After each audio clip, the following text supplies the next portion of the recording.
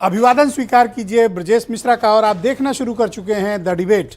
बहनों भाइयों, 5 दिन से पूरा देश देख रहा है कि सदन नहीं चल पा रही है। भारत की दोनों संसद, लोकसभा और राज्यसभा विरोध की राजनीति का शिकार हैं और इस संसद ठप पड़ी हुई है। संसद ठप है तो नुकसान किसका है? हमारा मतलब जनता का। नुकसान किसका हो रहा है? हमारा मतलब जनता का। और मजे कौन कर रहे हैं? सत्ता पक्ष, विपक्ष, अपनी अपनी राजनीति, अपने अपने मुद्दे, और दोनों एक दूसरे से आगे बढ़ने की कोशिश। पूरे सत्र के अब तक 5 दिनों के भीतर भारत की संसद सिर्फ 75 मिनट चली है बहनों भाइयों, ओनली 75 मिनट्स। किसी भी दिन 5 मिनट, 10 मिनट, 15 मिनट से अधिक चल नहीं पा रही। और ये बेहद दुर्भाग्य की बात है। इस मसले का समाधान बैठकर खोजना चाहिए। किसी प्रकार का कोई ईगो, किसी प्रकार का कोई विरोध की स्थिति को इतना विस्फोटक मुहाने पर भी पहुंचाना, ये बड़ा चौंकाने वाली बात है। आज की हमारी पर चर्चा इसी विषय पर है कि भारत की संसद को कौन ठप कर रहा है और इसके पीछे असली मकसद क्या है।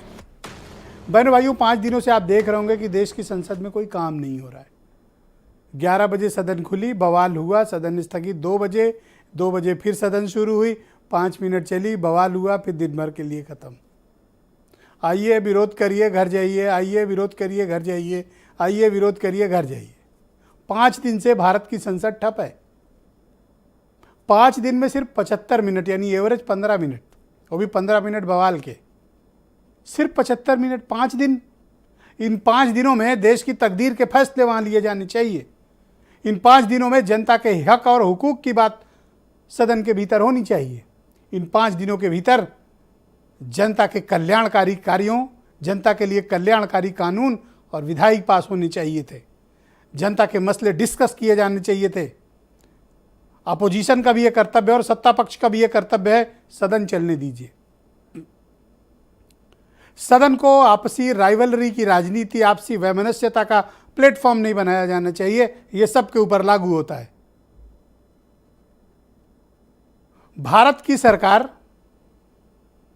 जनता के प्रतिवाद में सदन के प्रति पहले जवाबदेह होती है और सरकार को सदन के प्रति अपनी जवाबदेही, जो उसकी पवित्रता लोकतंत्र में सुनिश्चित है, उसका पालन करना चाहिए। और अपोजिशन को भी अपनी मर्यादा को ध्यान रखना चाहिए कि विरोध की मर्यादा कहां तक। और पीठ पर बैठे हुए, चाहे वो सभापति हों और चाहे लोकसभा के अध्यक्ष हों, उन्हें भी संवैधानिक मान्यताओं की और उन्हें भी अनुच्छेद 118 में दिए गए संवैधानिक शक्तियों का उपयोग जनहित में करना चाहिए, संसदीय कार्यप्रणाली के हित में करना चाहिए, नियम और कानून के दायरे के भीतर रहकर करना चाहिए।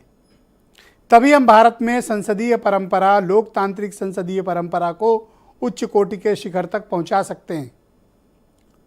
लेकिन ऐसे तो बिल्कुल नहीं। राहुल गांधी ने लंदन में एक स्टेटमेंट दिया हाउस ऑफ कॉमन्स के ग्रैंड कमेटी रूम में। उन्होंने लेबर पार्टी की तरफ से कॉन्फ्रेंस थी और उन्होंने एड्रेस करते हुए कहा कि लोकसभा में उनका माइक बंद कर दिया जाता है। घूम फिर कर मुद्दा यही है।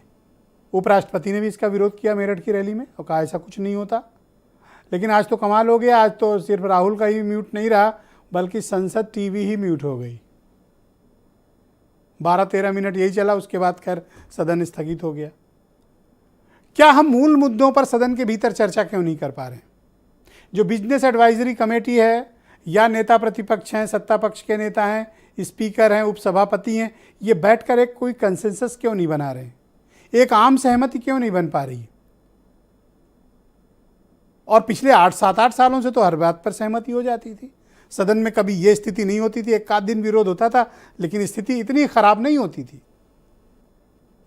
लेकिन इस बार तो स्थिति विस्फोटक है। दोनों पक्ष आमने सामने हैं। वो कह रहे हैं चलने नहीं देंगे, वो कह रहे हैं माफी मांगो। वो कह रहे हैं हमें बोलने तो दो, तो कह रहे हैं बोलने भी नहीं देंगे, म्यूट। तो इस मसले का समाधान क्या है?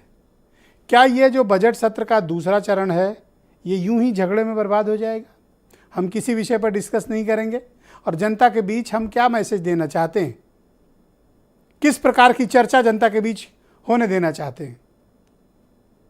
सदन जन कल्याणकारी, परोपकारी, जनता के लिए कानून बनाने वाला, देश की व्यवस्थाओं को सुचारू रूप से चलाने के लिए बना है या आपस की वैमनस्यता की राजनीति को ताकत देने के लिए? किस काम के लिए बना है? और हमें इस पर पहल खोजनी चाहिए। मैं कहता हूं कि इस पर सिर्फ पार्लियामेंटेरियन ही नहीं, भारत की सिविल सोसाइटी को भी अपने मशवरे देने चाहिए। सदन सिर्फ मेंबर ऑफ पार्लियामेंट्स की नहीं है, सदन मेरी भी है, सदन आपकी भी है, सदन भारत के 140 करोड़ लोगों की है। और इस सदन को भी अपनी जवाबदेही जनता के समक्ष रखनी है। सरकार सदन के प्रति जवाबदेह है तो सदन जनता के प्रति जवाबदेह है, और इस जवाबदेही को हमें सुनिश्चित करना चाहिए। आइए डिस्कस करिए। हो सकता है हम बहुत विषयों पर सहमत ना हो, बहुत विषयों पर हों। अब ये तो वही बात हुई कि मैं डिबेट करूं और कोई बोले तो मैं उसकी आवाज़ परमानेंट बंद कर दूं और सिर्फ खुद ही बोलता रहूं, तो भैया डिबेट कहाँ से होगी? ये तो डिबेट नहीं हुई। लेकिन हमारे लोगों की डिबेट में ऐसे ऑप्शंस नहीं है जो लोकसभा और राज्यसभा में मौजूद हैं। तो आप आज के आए कुछ स्टेटमेंट सुन लें, फिर डिबेट को आगे बढ़ाएंगे। विरोधी गतिविधियों में देश की सबसे पुरानी पार्टी कांग्रेस पार्टी भी अब शामिल हो गई है। जनता द्वारा बार बार नकार दिए जाने के बाद अब राहुल गांधी इस देश विरोधी टूल किट का परमानेंट हिस्सा बन गए हैं। राहुल गांधी से जानना चाहता हूं कि यूरोप और अमेरिका को भारत के आंतरिक मामलों में दखल देने के लिए उकसाने के पीछे उनकी मंशा क्या है? मोदी साहब 6-7 राष्ट्र में जाके कहे कि हिंदुस्तान के लोग बोलते हैं, बिजनेसमैन बोलते हैं, हम क्या पाप किए हिंदुस्तान में पैदा हो गए। ऐसा व्यक्ति हमको एंटी नेशनल बोलता है, जिन्होंने यहाँ के नागरिकों का अपमान किया। लड़ाई बड़ी है, अभी लोकसभा नहीं चल पा रही है। बीजेपी के लोग ये कह रहे हैं कि कांग्रेस पार्टी के नेता ने हमारे दूर, भारत से दूर कहीं कोई ऐसी बात कर दी जो भारत को ठेस पहुंचा रही है। कि अगर बंगाल में यहाँ की मुख्यमंत्री दीदी अरे ममता बनर्जी जी लड़ाई लड़ रही हैं, तो उत्तर प्रदेश में हम समाजवादी लोग भी भारतीय जनता पार्टी का मुकाबला करने का काम करेंगे। तो बहनों भाइयों, आज की परिचर्चा को आगे बढ़ाते हैं।